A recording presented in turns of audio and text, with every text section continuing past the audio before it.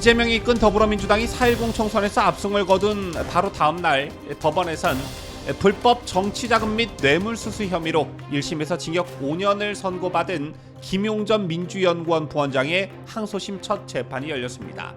자, 그런데 이 항소심 첫 재판에서 김용의 태도가 논란이 되고 있는데요. 민주당이 총선 압승을 거둔 이후 김용이 기고만장해졌다는 것입니다. 자, 이날 재판정에서 무슨 일이 있었는지 보도해드리고 이번 총선 막판 불법 대출 논란을 일으켰지만 당선이 된 양문석 당선인의 언론 인터뷰도 논란이 되고 있습니다. 22대 국회에 들어가면 1호 법안으로 조선일보에 대한 징벌 법안을 발의하겠다고 밝혔는데, 자, 이에 대한 비판 여론이 거세게 일고 있습니다. 관련 소식 잠시 후 상세히 전달합니다.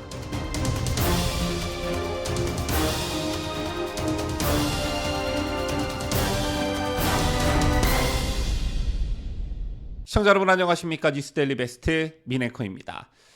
총선 승리라는 성적표와는 별개로 이재명과 조국 두 야당 대표들에게는 재판과 검찰 수사라는 사법 리스크가 여전히 현재 진행형입니다. 당장 오늘만 해도 이재명은 선거법 위반 혐의 사건 재판에 출석해야 하는데요. 지난 2021년 대선 후보 시절 김문기 전 성남도시개발공사 처장을 모른다고 말해 허위 사실을 공표한 혐의 등으로 기소된 사건인데, 지난해 3월 시작된 이 재판은 올해 안에 1심 결론이 나올 가능성이 높습니다. 이 밖에도 이재명은 대장동 위례개발 특혜 및 성남FC 불법 후원금 의혹 사건, 경기도지사 시절 위증교사 의혹 사건까지 재판 3개를 한꺼번에 받고 있습니다. 자, 물론 대법원 판결까지는 5시간이 걸릴 것으로 보여지고 또 재판 지연을 위해 온갖 물밑 작업과 꼼수가 있을 테지만 각 사건 1심 판결에 따라 이재명에 대한 국민 여론이 급격히 악화되면서 리더십에 타격을 입을 가능성이 높습니다. 그리고 조국의 경우 지난 2월이었죠. 2심에서 자녀 입시 비리 등으로 징역 2년을 선고받았습니다. 대법원은 조국 사건 재판부를 배당했는데 주심은 조국의 부인 정경심에게 2심에서 실형을 선고한 엄상필 대법관이 맡았습니다. 역시 가까운 시일 내에 결론이 나올 것으로 보여지고 원심이 확정되면 조국은 의원직을 잃고 형기를 마친 뒤 향후 5년 동안 피선거권도 박탈됩니다. 자, 물론 그 반대의 경우 즉 대법원에서 파기환송된 무죄 판결이 난다면 대선 주자로 급부상할 수도 있겠죠.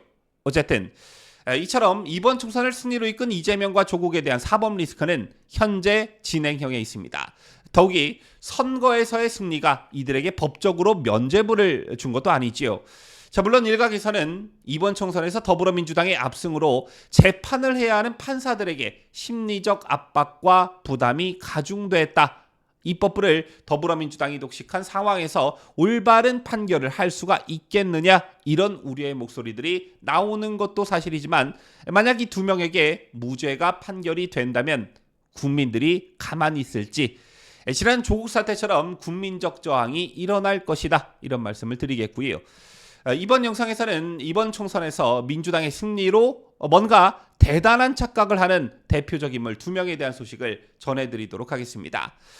그 2명 중 첫 번째 인물이 불법 정치자금 및 뇌물수수 혐의로 1심에서 징역 5년을 선고받은 김용전 민주연구원 부원장입니다. 아시다시피 김용은 이재명의 최측근으로 알려져 있죠. 총선 바로 다음 날인 어제 법원에서는 김용에 대한 첫 항소심 재판이 열렸습니다. 그런데 이 항소심 첫 재판에서 재판을 받는 김용의 태도가 뭔가 심상치 않았다라는 것인데요. 김용이 이례적으로 변호인이 있음에도 자신이 직접 나서 정치자금법 위반, 뇌물 혐의, 위증 사건 전반에 대해 부인하는 입장을 밝혔다는 것입니다. 정치검찰과 유동규의 주장만으로 1심 재판부가 나에게 유죄 판결을 내렸다라는 취지로 목소리를 높였다고 하는데요. 특히 이날 재판 중 검찰은 김용이 지인과 면회를 가진 과정에서 녹음된 녹취록을 틀었다고 합니다. 녹취록 속에는 김용이 지인에게 1심 재판부와 자신을 조사한 검찰을 원색적으로 욕하는 게 담겼다고 합니다. 이 녹취록을 들은 재판장은 김용에게 이 녹취 내용에 관해 설명하라고 했는데, 이때 김용이 자신이 직접 이야기하겠다면서 억울하고 열받으면 이렇게도 이야기할 수 있는 것 아니냐, 이렇게 반발했다고 합니다. 아무 잘못도 없는 자신을 구속한 1심 재판부와 검찰에 화가 나서 욕을 했다는 취지인 것인데요. 자, 이후에도 김영은 재판부와 검찰을 향해 5가지 질문을 하겠다 이렇게 나섰고, 이에 재판부는 질문을 3가지로 줄이라고 했는데도 불구하고 이에 아랑곳하지 않고 김영은 5가지 질문을 이어갔다고 합니다.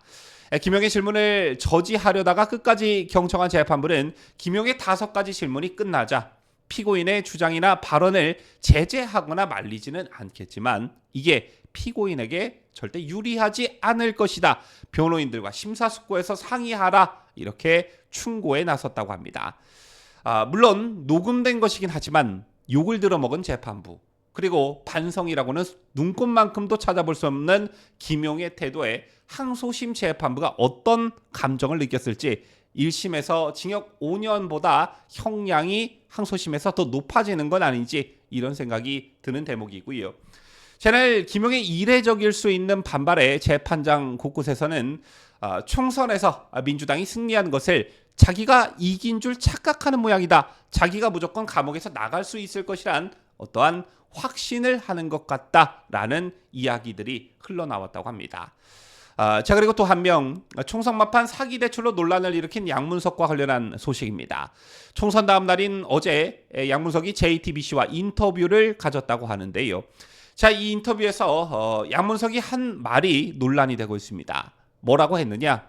대통령실과 일부 정치검사들, 그리고 조선일보가 3대 악의 축이라면서 양문석은 징벌적 손해배상제를 통해 허위사실 유포를 밥 먹듯이 하는 조선일보 등에 대해 징계하고 제도적으로 방지할 수 있도록 만드는 것이 국회에 들어가면 할 1호 법안이라고 말했습니다. 당선 확정 후 진행한 JTBC 인터뷰에서 초선 의원으로서 입법활동 계획을 묻는 질문에 이같이 대답했다는 것인데요.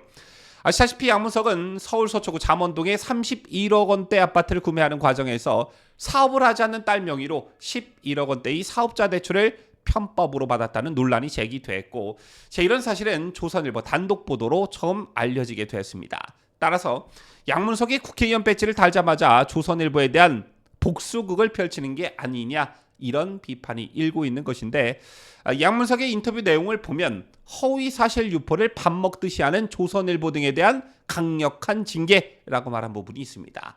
누가 들으면 조선일보의 양문석에 대한 보도가 허위였고 양문석 자신은 그 허위 보도의 피해자라는 착각을 불러일으키기 십상인 대목인데, 양문석 본인이 정말 그렇게 생각한다면 선거 과정에서 사과는 왜 했나? 이게 가장 먼저 궁금해지겠고요.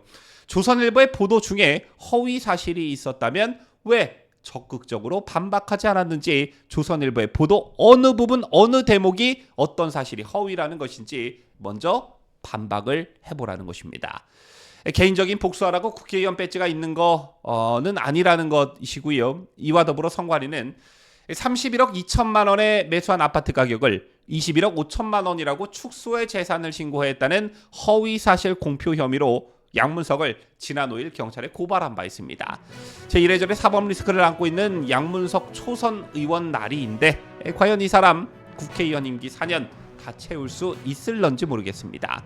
지금까지 저는 자유대한민국 소화하는 뉴스데일리 베스트 민앵커였습니다.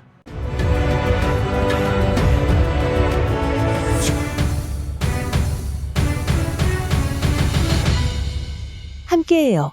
뉴스데일리 베스트.